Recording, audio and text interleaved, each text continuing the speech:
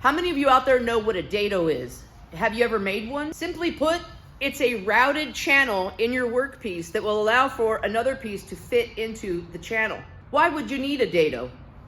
Well, let's say you're making something such as a bookcase.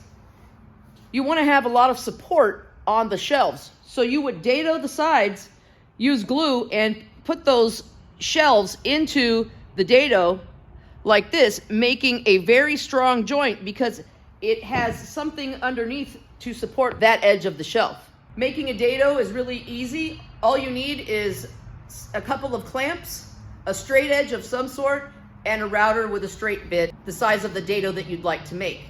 I have a 3/4 straight bit. It looks like this. So from this edge to this edge is 3/4, the size of my plywood. Usually dados are about 1/8 of an inch deep. So I'm gonna set my router for about 1/8 of an inch, and then just double check it.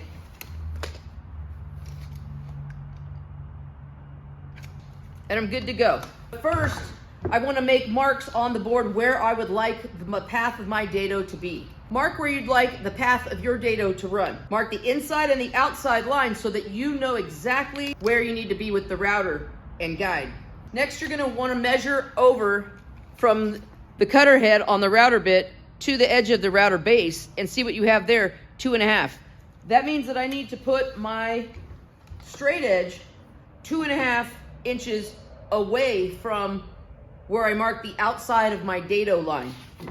So I'll just measure over from that, 2.5.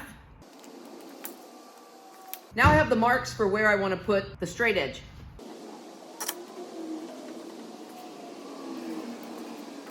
Make sure you clamp down your straight edge so it's not going to move while you're using your router. Now I can take my router and route the dado.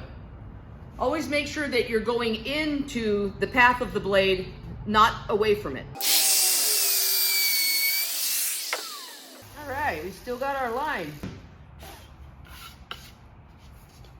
Came out nice and accurate. We still barely have a piece of the line that we started, and it is a nice clean dado. It's just that easy to make a good quality dado.